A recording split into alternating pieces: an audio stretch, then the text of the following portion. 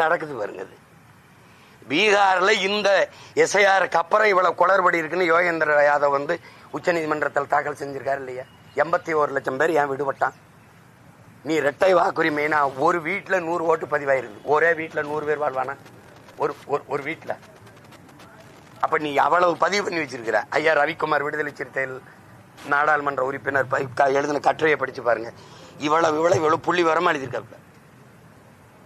ஒவ்வொருத்தரும் 2 வாக்குரிமை 2 வாக்குரிமை வச்சிருக்கிறவன் எண்ணிக்கை இருந்ததை விட பல மடங்கு கூடி இருக்கு. அப்ப இந்த எஸ்ஐஆர்ல எந்த பயனும் இல்லை. இந்த சிறப்பு சீர்திருத்தம்ங்கிறது வாக்கு திருத்தமா தான் இருக்கே ஒழிய இது சீர்திருத்தமா எங்க இருக்கு?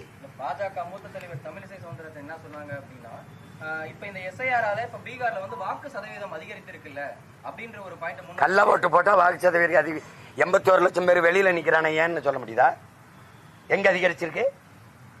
இருக்கிற வாக்காளர்ல 8,22,00,000 நீங்க இதுல 81 லட்சம் பேர் வெளியில் நிக்கிறானே எங்க அதிகரிச்சிருக்கு?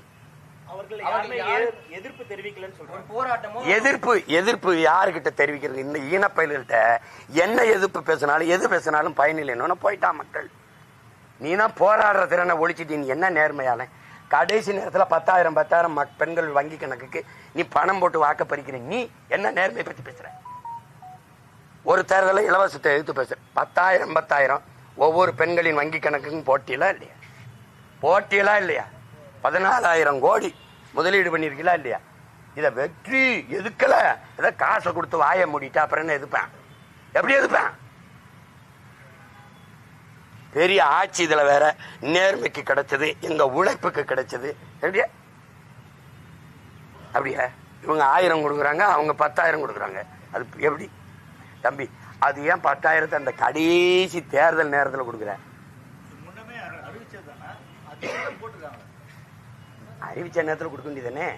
அது ஏன் இந்த 5 வருஷம் ஆட்சி காலத்தில் கொடுக்காம இந்த தேர்தல் நேரத்தில் அறிவிச்சு கொடுக்குறீங்க தம்பி? அப்பதான் பாசம் வருது இல்லையா? அப்பதான் எங்களுக்கு பசி வறுமையெல்லாம் இருக்குது உங்களுக்கு தெரிய வருது. இப்ப இதையே கேட்போம். இந்த போலி வாக்காளர்களை நீங்க எப்ப கண்டுபிடிச்சீங்க சொல்லுங்க.